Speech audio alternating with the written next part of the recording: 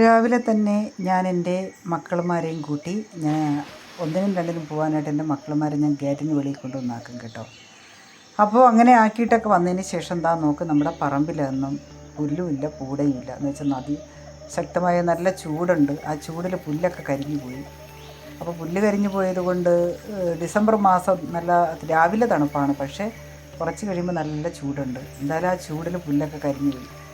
അത് നമ്മുടെ ഡയാനക്കുട്ടി അങ്ങനെ ഇടയ്ക്കൊക്കെ ഇങ്ങനെ പുറത്തൊക്കെ വിട്ട് കഴിഞ്ഞാൽ അവൾ വല്ല തെങ്ങിൻ്റെ മൂട്ടിലോ വല്ല വാഴയുടെ മൂട്ടിൽ നിന്നൊക്കെ വല്ല ചിരട്ടയും തുണ്ടും ഒക്കെ എടുത്തുകൊണ്ട് വന്ന് ഇതാണ് അവളുടെ പരിപാടി. അവളുടെ ഹോബി ഇതാണ്. അവൾക്ക് ഏറ്റവും ഇഷ്ടം തൊണ്ട്, ചിരട്ട, അതുപോലെ തന്നെ തേങ്ങയൊക്കെ ഇട്ട് കൊടുത്തു കഴിഞ്ഞാൽ അവൾ നന്നായിട്ട് തേങ്ങ പൊതിച്ചൊക്കെ തരും കേട്ടോ. ആ കുഞ്ഞിരി പല്ലുകൊണ്ട് കടിച്ച് അതിൻ്റെ തോലൊക്കെ ഉരിച്ചിടും.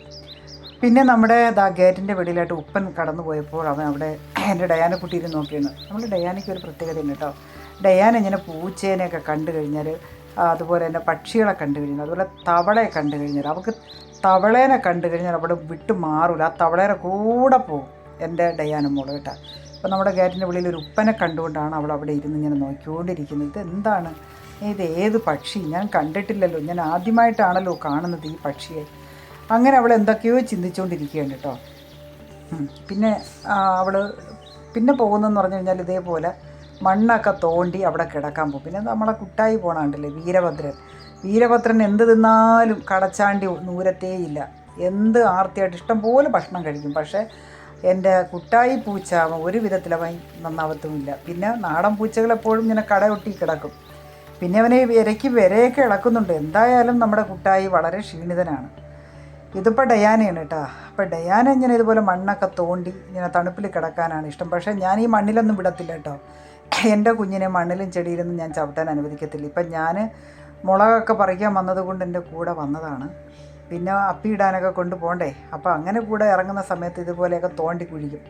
അവിടെ 2 മൂട് കപ്പ നട്ടായിരുന്നു. ആ കപ്പ പറിച്ചെടുത്താണ് അവിടെ തോണ്ടിയിട്ട് അവൾ കിടക്കുന്നത്. അപ്പോൾ ആ മണ്ണിൻ്റെ തണുപ്പൊക്കെ ഉണ്ടാവുമല്ലോ. പിന്നെ എന്താ പറയേണ്ടത്, നമുക്ക് കുറേ മുളകുകളൊക്കെ സാമ്പാർ മുളക് അതൊക്കെ ഇങ്ങനെ പറിക്കാനായിട്ട് കൂടിയാണ് വന്നത്. ഇഷ്ടംപോലെ മുളക് പിടിച്ചിട്ടുണ്ട്. മുളക് ഉണക്കുന്ന കൂട്ടത്തിൽ കുറച്ച് അതിൻ്റെ വിത്തുകളൊക്കെ കാണും. അതൊക്കെ ദൂരെയൊക്കെ ഇങ്ങനെ പറക്കി വിതറും. അങ്ങനെ അവിടെ കിടന്ന് കുറേയൊക്കെ പിടിച്ചിട്ടുണ്ട്. പിന്നെ അല്ലാതെ നല്ല മണമുള്ള പച്ചമുളകുണ്ട്. അതൊക്കെ ഞാൻ പാകിയാണ് അതിനെ നട്ടുപിടിപ്പിച്ചിട്ടുള്ളത്. തക്കാളിയും വഴുതനങ്ങയും പച്ചമുളകൊക്കെ ഉണ്ട്. എന്തായാലും നമുക്ക് ആവശ്യത്തിനുള്ള പച്ചമുളകൊക്കെ നമുക്ക് പറമ്പിൽ നിന്ന് തന്നെ കിട്ടും.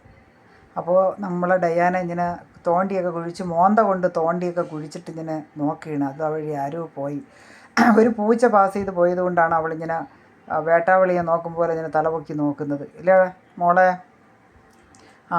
കണ്ട, അതൊക്കെ അവൾക്ക് ഭയങ്കര ഇഷ്ടമാണ് പൂച്ച. അതുപോലെ തന്നെ നമ്മളെ വീട്ടിലുള്ള കുട്ടായിനെ അവൾ അങ്ങനെയൊന്നും അത്ര ശല്യമൊന്നും ചെയ്യത്തില്ല. കാരണം അവൾക്കറിയാം നമ്മളെ വീട്ടിലുള്ളതാണെന്ന്. പക്ഷെ അല്ലാതെയുള്ള പൂച്ചകളൊക്കെ അതുവഴി പോയി കഴിഞ്ഞാൽ പിന്നെ ഇവളിവിടെ കിടന്ന് പൊടിപ്പാണ് വേല. ഇതാണ് എൻ്റെ ഡയാന സുന്ദരിയുടെ ഒരു പ്രത്യേകത. പിന്നെ എന്താ പറയേണ്ടത്, ഇതൊക്കെ തന്നെയാണ്. ഈ രാവിലെയുള്ള കാഴ്ചകളൊക്കെ കാണാനായിട്ട് ഇങ്ങനെ നല്ല രസമാണ് കേട്ടോ. നല്ല അതിരാവിലെ നമുക്ക് നമ്മുടെ ഫ്രണ്ടിൽ ആ വ്യൂ ഒക്കെ കാണാൻ നല്ല ഭംഗിയാണ്. പിന്നെ ഇവളാണ്ട് മോന്തയൊക്കെ തോണ്ടി ഇങ്ങനെ മുഖത്ത് കണ്ട കുറേ മുഖത്ത് ചെളിയായിട്ടൊക്കെ വന്ന് നിൽക്കുകയാണ്. അപ്പം ഞാൻ അവളോട് ചോദിച്ചു, നീ ഇങ്ങനെ മോന്ത ഇങ്ങനെ വെച്ചുകൊണ്ടിരുന്ന് കഴിഞ്ഞാൽ ഒരാളും ഒരു ചെറുക്കനും നിൻ്റെ മുഖത്ത് നോക്കത്തില്ല. അപ്പോൾ മുഖത്ത് കുറച്ച് രോമമൊക്കെ എൻ്റെ മോള് വെട്ടിക്കളഞ്ഞിരിക്കുകയാണ്. അതാണ് ആ മുഖം അങ്ങനെ ഇരിക്കുന്നത്. കണ്ട, എൻ്റെ കുഞ്ഞിൻ്റെ മോന്ത ഇരിക്കുന്ന ഇരുത്തം വയ്ക്കുകയാണ്, പാവം. അപ്പോൾ അവൾ പറയുന്നത്, അമ്മ എനിക്ക് വേണ്ട, ഒരു പയ്യനെ എനിക്ക് ആലോചിക്കേണ്ട, എനിക്ക് ഉള്ള സമാധാനവും പോകും. ഇപ്പം ഞാൻ സമാധാനത്തോടെയാണ് ജീവിക്കുന്നത്. അമ്മയ്ക്ക് എൻ്റെ മോന്ത കണ്ടിട്ട് ഇഷ്ടപ്പെട്ടില്ലെങ്കിൽ എൻ്റെ മുഖത്ത് നോക്കണ്ട എന്നാണ് അവൾ ഡയാന എന്നോട് പറയുന്നത്. എനിക്ക് ഒരു ചെറുക്കനെ എനിക്കിപ്പോൾ ആലോചിക്കേണ്ട, ഞാനിപ്പോൾ ഇവിടെ സ്വസ്ഥമായിട്ടാണ് കഴിയുന്നത്. അത് അമ്മ ആരെങ്കിലും കയ്യിൽ എന്നെ ഏൽപ്പിച്ച് കഴിഞ്ഞാൽ പിന്നെ എനിക്ക് നല്ല രീതിയിൽ ജീവിക്കാൻ പറ്റത്തില്ല. 2ൻ്റെ അന്ന് അവൻ എന്നെ ഡിവോഴ്സ് ചെയ്യും. അതുകൊണ്ട് വേണ്ട അമ്മ എന്ന് പറഞ്ഞു. പിന്നെ നമ്മുടെ വീട്ടിൽ വിരിഞ്ഞിരിക്കുന്ന നല്ല പനിനീർ റോസയാണ്. വെള്ള റോസായാണ് കേട്ടോ. വെള്ള റോസാപ്പൂവാണ്. പിന്നെ ഇത് നമ്മൾ സ്വന്തമായിട്ട് നമ്മൾ വളർത്തുന്നതിനൊക്കെ നമ്മൾക്ക് കായും പൂവൊക്കെ പിടിക്കുമ്പോൾ അത് ഭയങ്കര സന്തോഷം തരുന്നതാണല്ലേ. ഇതിനേക്കാളും ഗാർഡനായിട്ടുള്ള ഒരുപാട് വീടുകളുണ്ട്. ഇതിപ്പോൾ 2 പൂവ് പിടിച്ചപ്പോൾ എനിക്ക് ഭയങ്കര സന്തോഷമായി. മനസ്സിലായല്ലേ? ആകെ 2 റോസാപ്പൂവാണ് പിടിച്ചത്. പക്ഷേ എനിക്കത് വലിയൊരു കാര്യമാണേ കേട്ടാ. അപ്പോൾ അതാണ്ട ഞാൻ എന്തെങ്കിലും കളിപ്പാട്ടങ്ങളോ അല്ലെങ്കിൽ പ്ലാസ്റ്റിക് കുപ്പികളൊക്കെ എടുത്ത് എറിഞ്ഞു കൊടുത്താൽ അവൾ അത് പോയി പിടിച്ചുകൊണ്ട് വരും. അല്ലെങ്കിൽ അത് അവിടെ കിടന്ന് കുറച്ച് നേരം കടിച്ചും പറിച്ചുമൊക്കെ ഇരിക്കും. അതാണ് അവളുടെ രീതി. അവൾക്ക് അവളുടെ കണ്ണിൽ ഏതെങ്കിലും കൊണ്ടിട്ട് കഴിഞ്ഞാൽ അത് പിന്നെ അവൾ കടിച്ചെടുത്തുകൊണ്ട് വരും. ഇതൊക്കെയാണ് എൻ്റെ ഡയാനക്കുട്ടിയുടെ വിശേഷങ്ങൾ.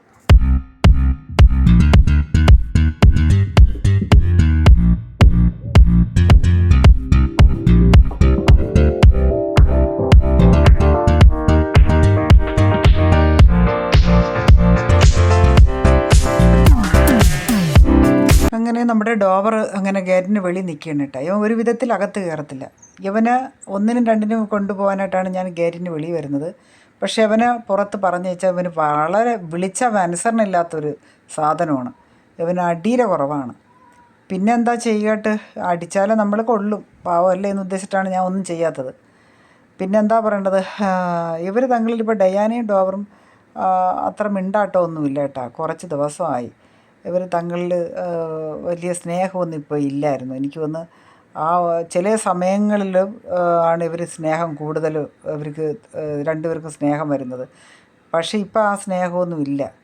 പിന്നെ അത് ഒരു കണക്കിന് നല്ലതാണ്, കൂടുതൽ സ്നേഹിക്കാതിരിക്കുന്നതാണ് ഏറ്റവും നല്ലത്. പിന്നെ ഇവളങ്ങോട്ട് വലിയ കയറി ചെല്ലും, ചേട്ടാ എൻ്റെ അടുത്ത് എന്താ ചേട്ടാ മിണ്ടാത്തത്, ഐ ലവ് യു, ചേട്ടൻ എന്നോടൊരു സ്നേഹവും ഇല്ലല്ലോ. അപ്പോൾ അവൻ പറയും, നീ പോ, നിൻ്റെ അമ്മ വഴക്ക് പറയും, എനിക്ക് നിന്നോട് വിരോധമൊന്നുമില്ല, പക്ഷെ സ്നേഹമുണ്ട് ഉള്ളിലാണെന്ന്.